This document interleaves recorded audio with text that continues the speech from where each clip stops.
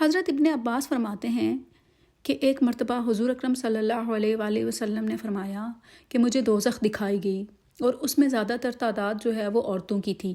پوچھنے پر بتایا گیا کہ یہ وہ عورتیں ہیں جو کفر کرتی تھیں۔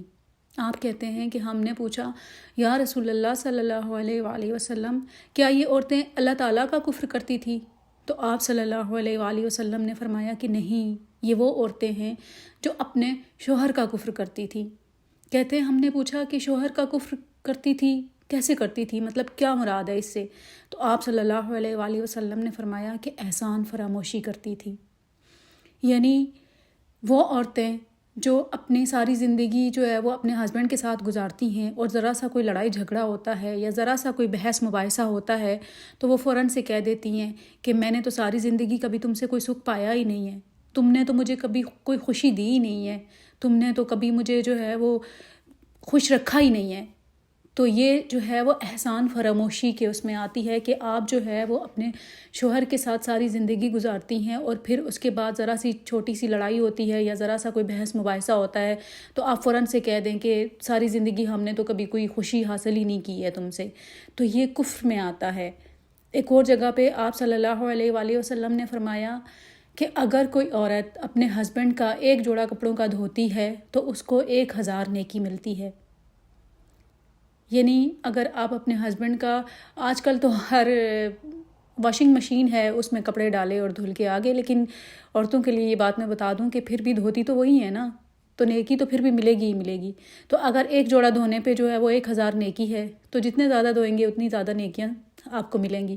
تو نیکی کی مطلب ذہن میں رکھ کے ہی یہ کام کر دیں تو تب بھی جو ہے وہ کام تو ویسے بھی کرنا ہی ہوتا ہے، ساتھ میں نیکیاں بھی اللہ تعالیٰ کی طرف سے ملتی رہیں گی۔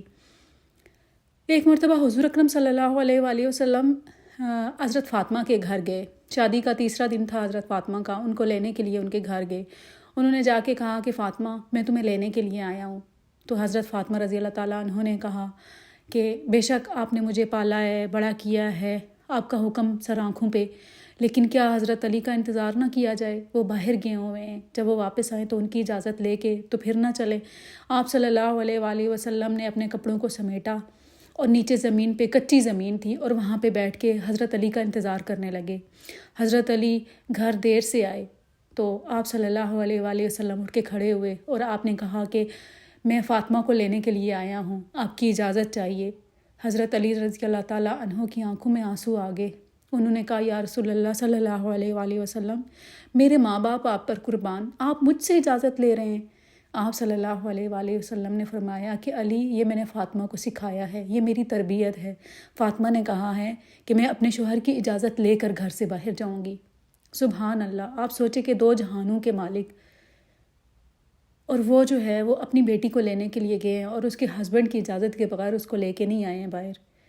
یعنی کہ اسلام میں اس قدر شوہر کے حقوق کا حکم ہے کہ آپ اگر گھر سے باہر نکلتے ہیں تو آپ اپنے ہسبینڈ سے اجازت لے کر اور پھر باہر جائیں۔ اسلام میں میاں بیوی کے حقوق کے بارے میں ایسی بہت ساری خوبصورت مثالیں ہمارے سامنے ہیں، تو ہمیں بھی چاہیے کہ ہم اپنی زندگی اسلام کے اصولوں کے مطابق گزاریں۔ یقین کریں کہ جتنے ہم اپنے اسلام کے اصولوں کے مطابق اپنی زندگی گزاریں گے اتنا ہی ہماری زندگی میں سکون ہوگا، اتنا ہی ہماری زندگی خوبصورت ہوگی۔ تو آئی ہوپ کہ آپ لوگوں کو میری ویڈیو جو ہے وہ پسند آئی ہوگی۔ اگر آپ لوگوں کو میری ویڈیو پسند آئی ہے تو پلیز سبسکرائب مائی چینل اور میری ویڈیو کو بھی لائک کریں۔ انشاءاللہ اسی طرح کی اچھی ویڈیوز کے ساتھ آپ کے ساتھ دوبارہ ملاقات ہوگی۔ Thank you so much.